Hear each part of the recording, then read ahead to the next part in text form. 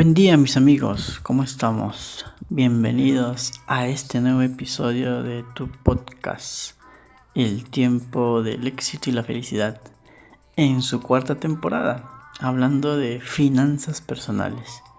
Mi nombre, Elvis Kumpa o Elvis Time en las redes. Te estaré acompañando los siguientes minutos hablando de un tema muy importante que es el manejo económico y cómo ir desarrollándola en cada etapa de nuestras vidas.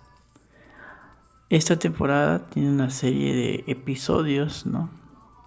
Desde la infancia, pasando por la adolescencia y ahora en la juventud. Y en esta etapa vamos a hablar de la juventud 2, ¿no? Estábamos entrando a un gran trabajo, a un segundo gran trabajo que nos iba a tomar una etapa de 5 años. A veces no imaginamos el, el tiempo de permanencia en un lugar.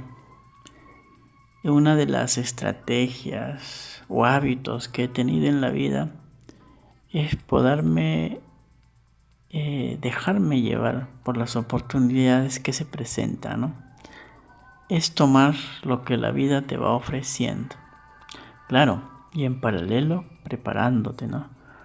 Porque a veces no nos van a presentar muchas oportunidades, pero tendremos que elegir la mejor, ¿no? O la que creamos más conveniente. Así como hablé en su momento del tema académico, ¿no? El carisma, la tranquilidad, la seguridad, el lugar, los ambientes. Cada una de las cosas te van convenciendo de que es el lugar para ti. Y todo es energético, donde tú vas, ¿no? Influye mucho cómo te sientes. Y a veces si estamos acostumbrados de repente a un estilo de vida, ¿no? A una manera de trato, ¿no? Entonces nos vamos a apegar más hacia ese lugar. Vamos a tolerar de repente muchas cosas.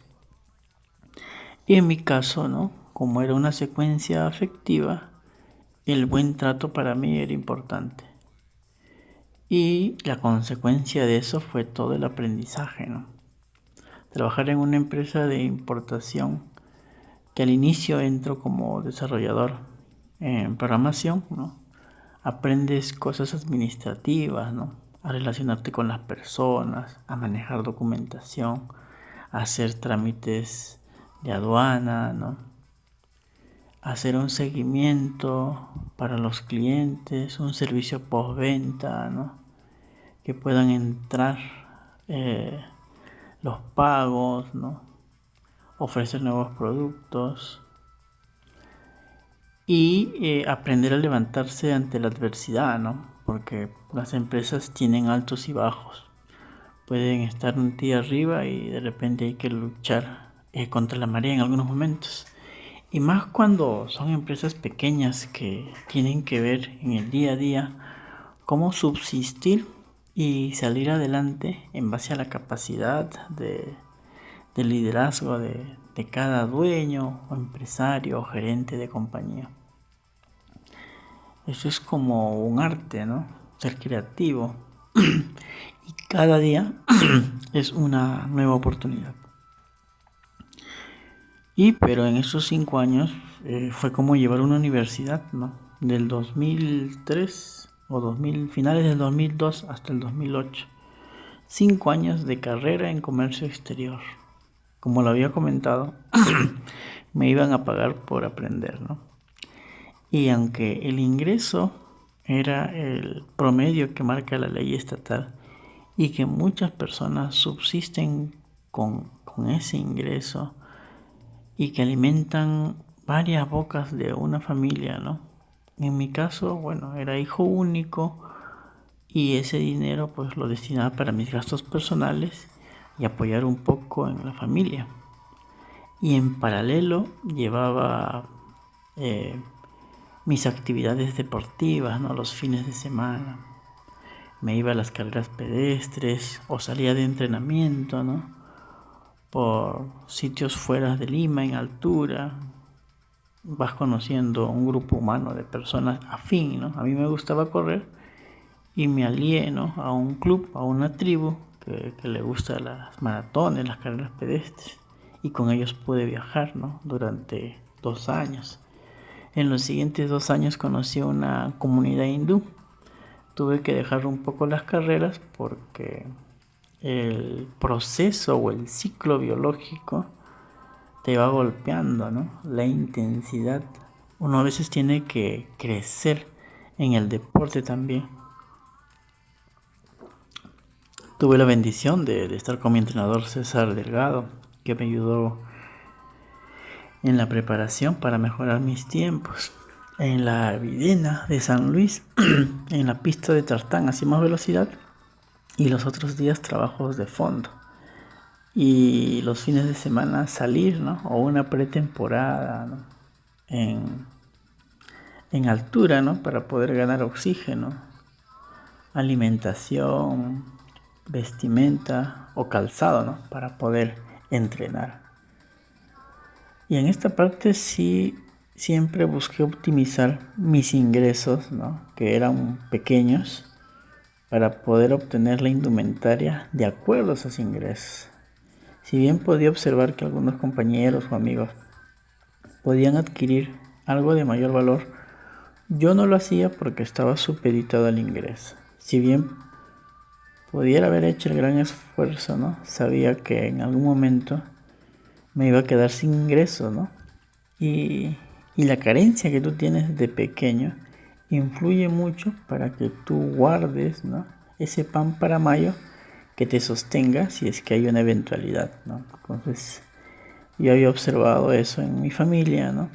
Entonces creí que era importante hacer una separación. Y incluso, ¿no?, en mi primer trabajo, con mis primeros ingresos empecé la compra de dólares. Cada mes o cada 2 meses compraba $100, $50 y los iba guardando bajo el colchón, con la esperanza o con la ilusión de que eso aumente, ¿no? En ese tiempo no conocía de finanzas y era una manera inconsciente de guardar dinero. Como habíamos sufrido una recesión, un paquetazo en los 80 y 90, ¿no?, el sol se había devaluado. Entonces tú tienes la creencia de que siempre vamos a estar abajo y que el país no se va a levantar y que la moneda fuerte es el dólar americano. Entonces la recomendación en ese tiempo era guarden dólares, de tal manera que si baja la economía nacional, como pasó en los 90, tu dólar se va a mantener y va a aumentar, ¿no?, y te va a respaldar. Y bueno, al final, ¿no?, en el 2007 yo me retiro, estoy por retirarme de la empresa y ya estando en la calle en el 2008 empiezo a observar cómo la moneda de 3 soles 50, que valía $1, empieza a bajar hasta 2 soles 60. Y cuando uno no conoce de finanzas, simplemente te desesperas o te preocupas, ¿no? Y los empecé a cambiar. ¿Eso qué quiere decir? Que si tenía $1,000, ¿no?, que serían 3.500 soles, que los habré comprado en el año 2000, para el 2008 valían esos $1,000 2.600 soles. ¿Qué significa? Que había perdido o había ganado experiencia y aprendizaje por un valor de $900, ¿no? La diferencia. Esos 900 soles podrían significar unos $250 en la actualidad, ¿no? Actualmente el dólar está en 3.71, 3.80. Es decir, sí ha subido, ¿no? Pero hubiese tenido que esperar del 2007 hasta el 2023 para poder no ver esa pérdida, ¿no? En ese momento, como era parte de mis ahorros, si bien tenía algo en soles, ¿no?, yo decía, el dólar va a desaparecer a esta velocidad. ¿Y qué es lo que estaba pasando? La economía nacional se estaba levantando desde el año 2000. con el presidente Toledo y luego Alan García, ¿no? Entonces hay un proceso de reconstrucción nacional. Si bien se observa mucha corrupción, ¿no? Pero hay envergadura en proyectos, los grandes proyectos y la minería, ¿no? Y la construcción, ¿no? Generan trabajo, ¿no? Y hacen que el sol, la moneda peruana, se haga fuerte. Y esto sumó a la recesión americana, ¿no? Que tuvo problemas en su economía, ¿no? Perdió valor, muchos bancos quebraron, las tasas de interés, los préstamos, ¿no? Todos los americanos compraban al crédito y llegó un momento en que ya no había dinero para pagar los créditos y se quedaron endeudados con los bancos.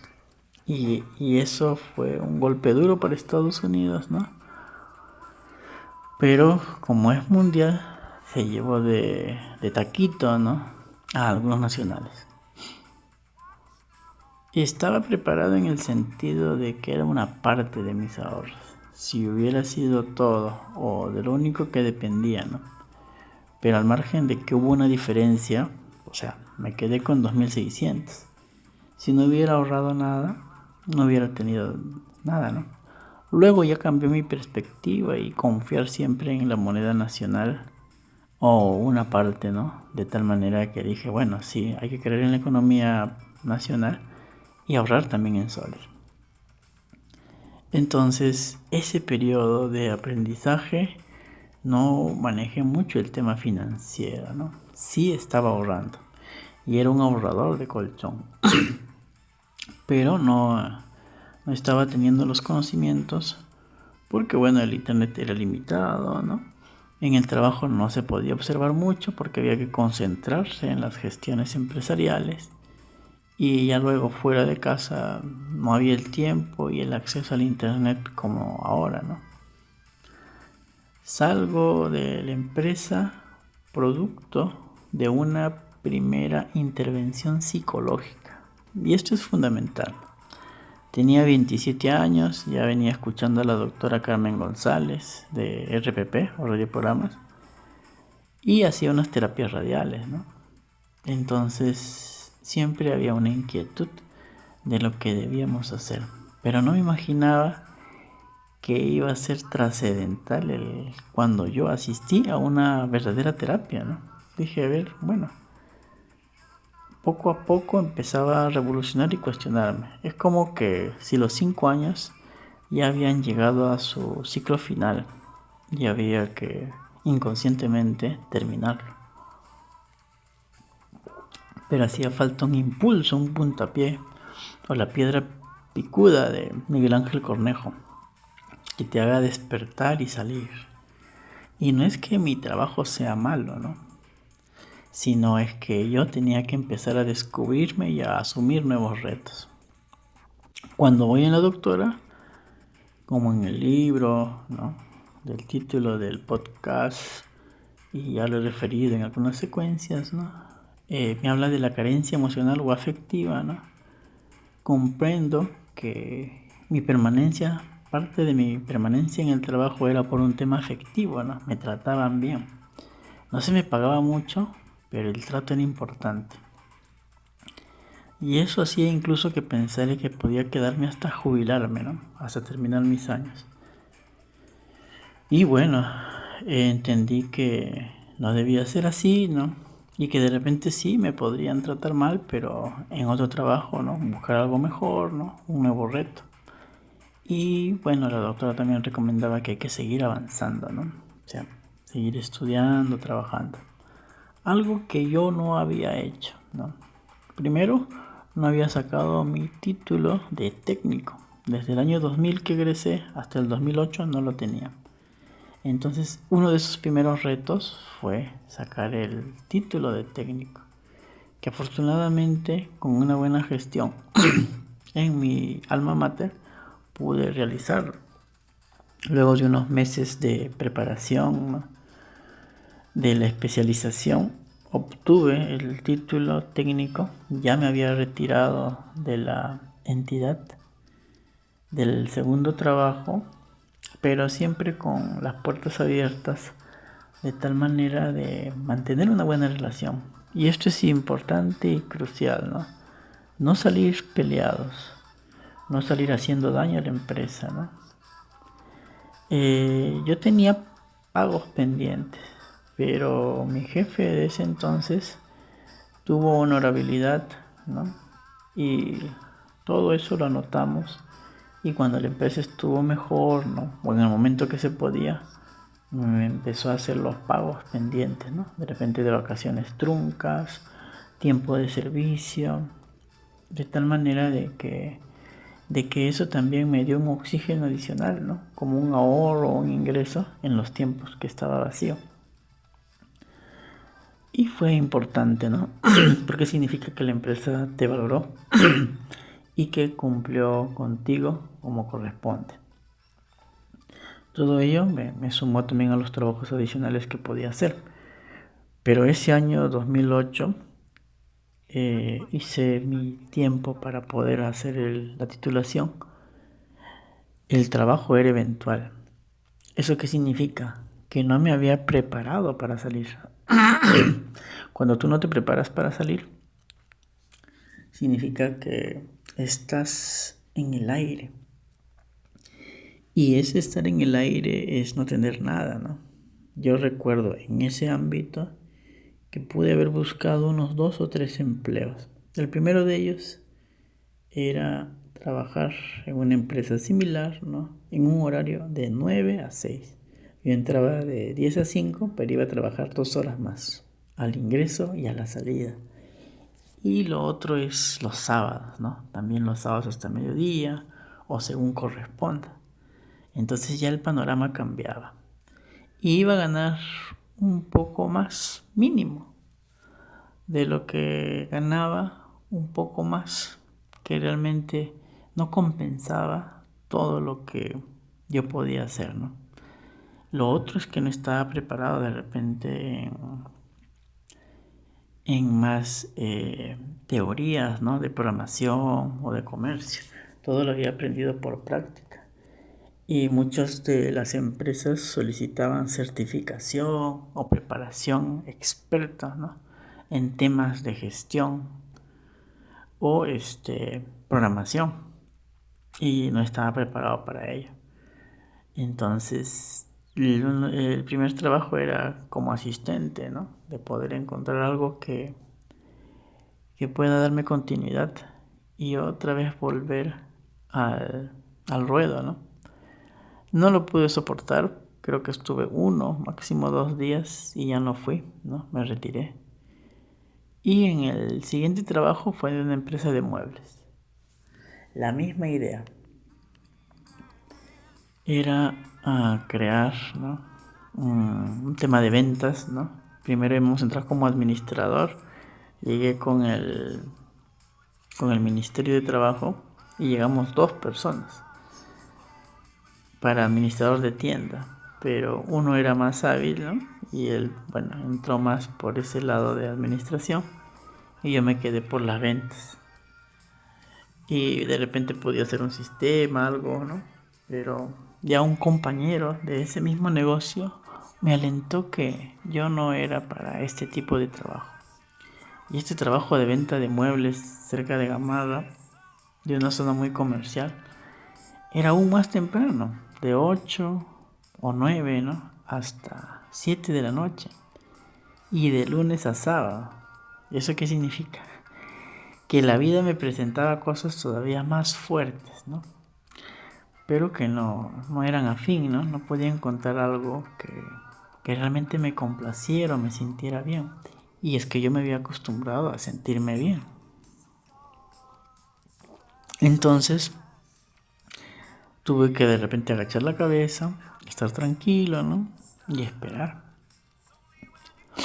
Y en esa espera me llaman nuevamente de la empresa, ¿no? Para volver a ingresar. Y en ese ingreso ya obtengo la oportunidad, ¿no? De empezar de cero y volver a tomar ritmo laboral. Y esto sucede en el año 2009, ¿no?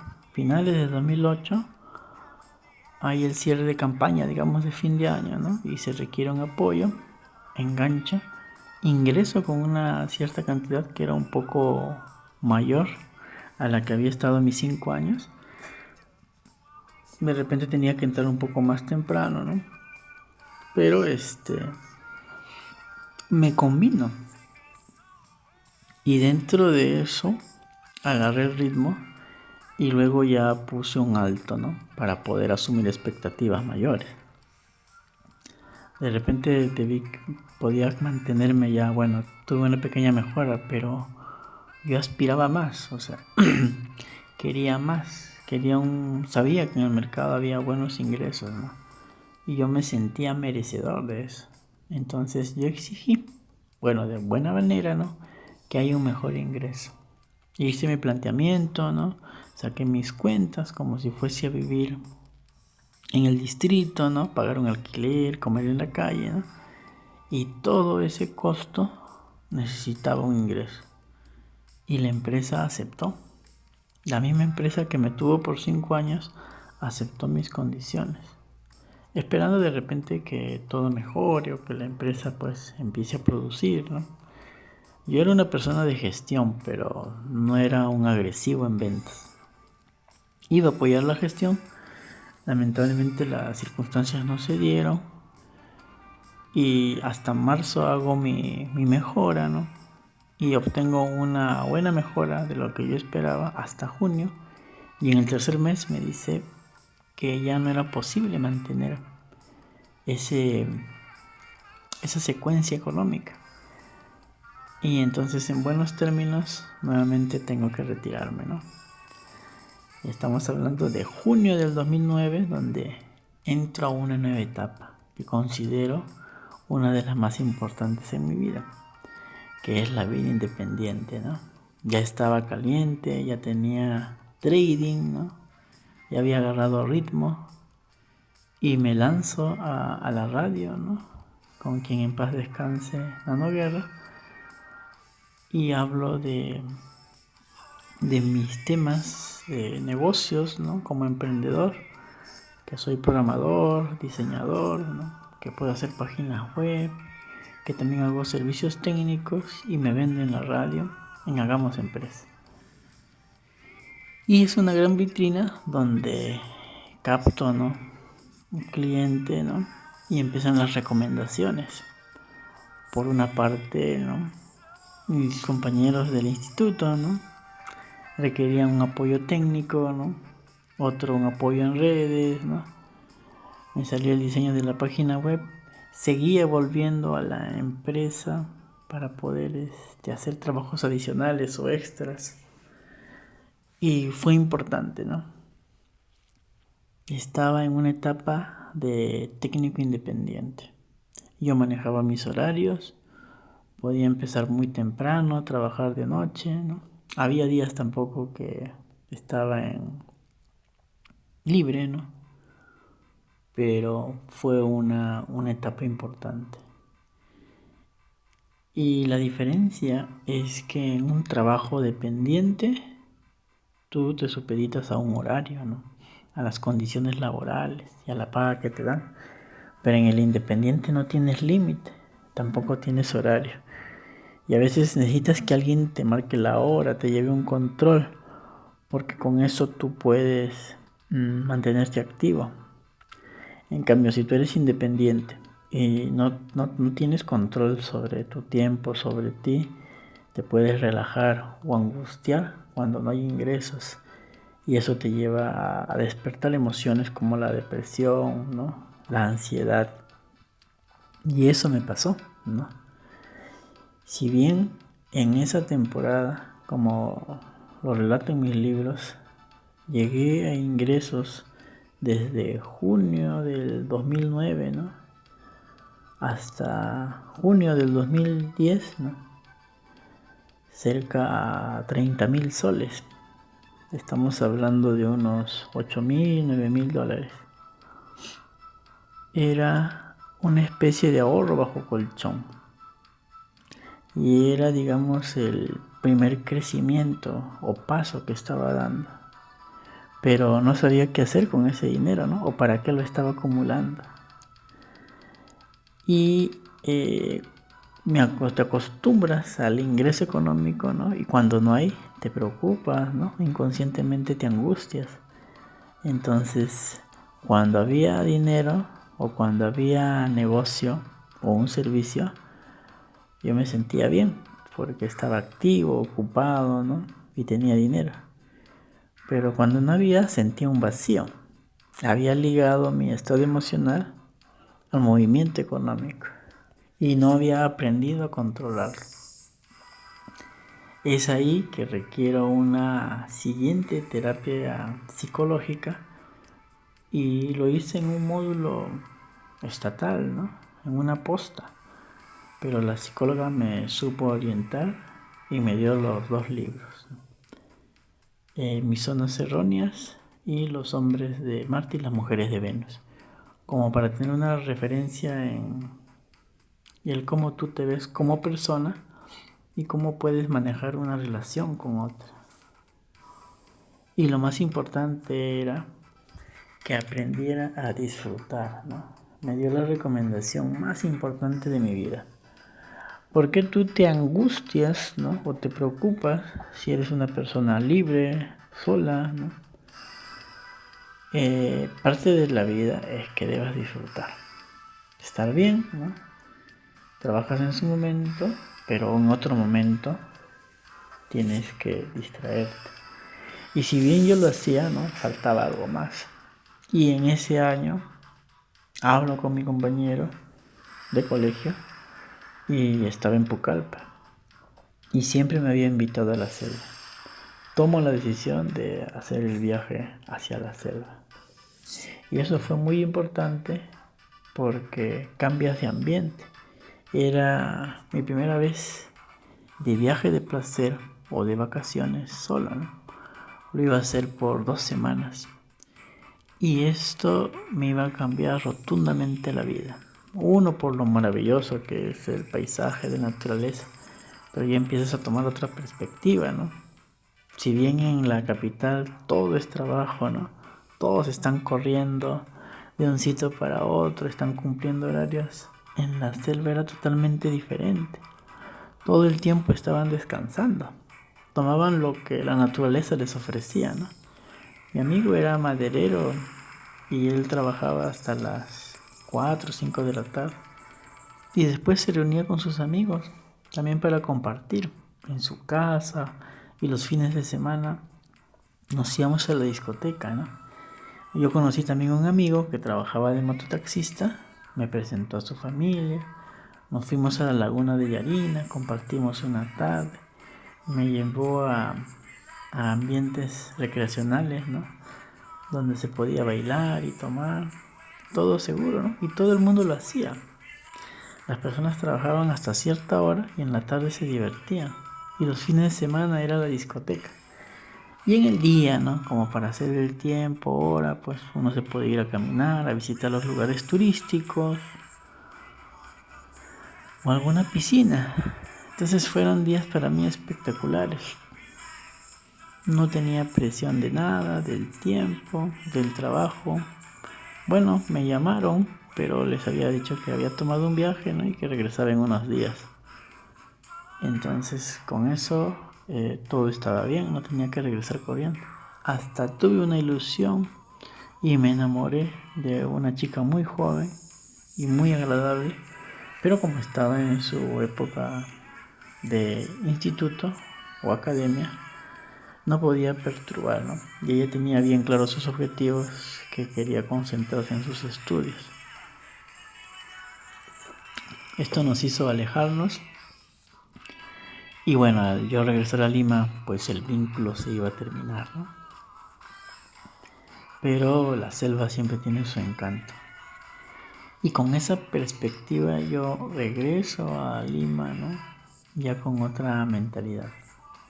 Seguía siendo radar de colchón, pero ya tenía un nuevo proyecto, ¿no? Que era el académico. Yo soy técnico en computación, me había titulado después de 8 años en el 2008. En el 2010 estaba haciendo mi viaje en julio y para agosto me estaba matriculando en el Bachillerato de Educación de la Universidad Villarreal, una universidad estatal de prestigio, ¿no? y antes había postulado a la Universidad de los Andes y había ingresado para la carrera de ingeniería en sistemas. Pero nuevamente viene el tema económico. Había evaluado que el presupuesto para estudiar en diferentes universidades, ¿no?, eran altos. Y si bien la más económica era de los Andes, ¿no?, tenía que manejar un presupuesto constante mensual durante 5 años o 4 años y medio si es que convalidaba. Mientras que en la estatal era mucho menos, ¿no?, y en menos tiempo, porque hacías una convalidación como requisito tener tu título de técnico. Y eso yo ya lo tenía del 2008.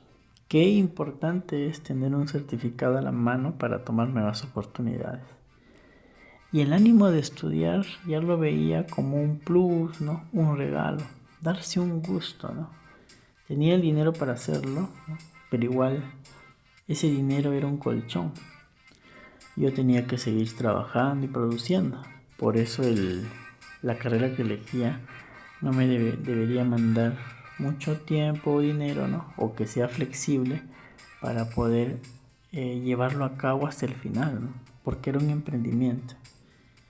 Y esos 2 años académicos, ¿no?, 5 ciclos, lo disfruté al máximo, ¿no?, porque la experiencia de los docentes universitarios es distinta, ¿no? Me dieron herramientas pedagógicas muy importantes y obtuve un ingreso adicional porque tuve la oportunidad de enseñar en un instituto. Gracias a la recomendación de un compañero de clase, ¿no?, empecé a dar clases de diseño gráfico, ¿no?, de computación, y pude interactuar con personas de diferentes edades, desde niños hasta adultos mayores. Y bueno, por mi carisma, por mi manera de ser, pude llegar con facilidad y impartir conocimientos, ¿no?, y mi experiencia laboral hasta esa fecha. Y eso fue muy valioso para todos los que me conocieron. Entonces yo estudiaba en la noche, ¿no?, ciertos días, trabajaba durante el día, ¿no?, y a los meses, ¿no?, ya empezaba a dar clases de computación, ¿no?, por la recomendación. Tenía un trabajo adicional que me gustaba.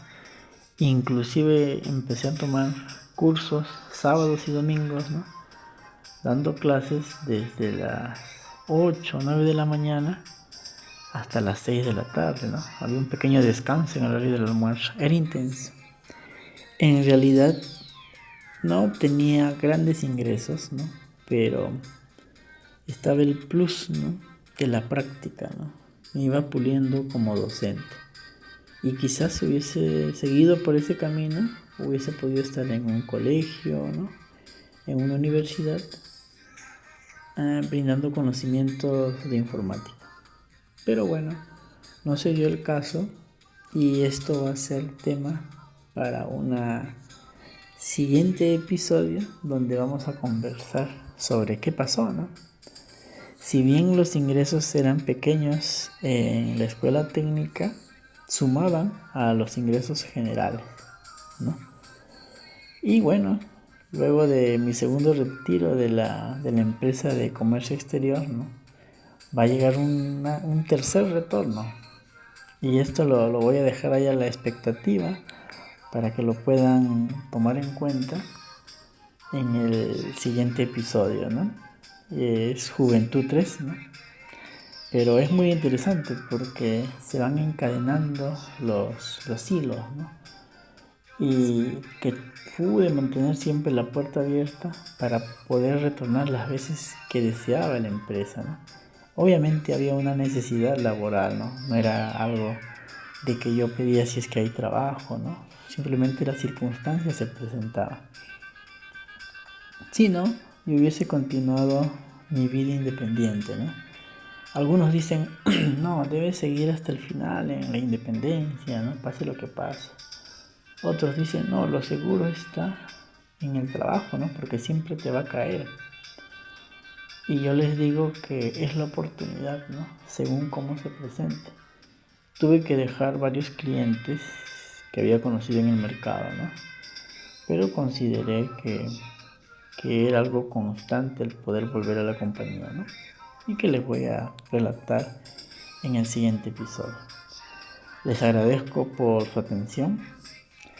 Estamos en todas las redes de Instagram, Facebook, Spotify, ¿no? Anchor, iVoox, ¿no? Adic Podcast, ¿no? Google Podcast. Estamos ahora haciendo TikToks. Acabo de hacer un TikTok de 10 minutos y lo vamos a replicar en Facebook, YouTube e Instagram, ¿no? Y justo hablamos de este tema, finanzas, que son temas de 10 minutos, pero que influyen mucho para poder ser motivacionales en el camino hacia el éxito. Yo les deseo un especial fin de semana y que estemos todos unidos para poder seguir avanzando. Gracias.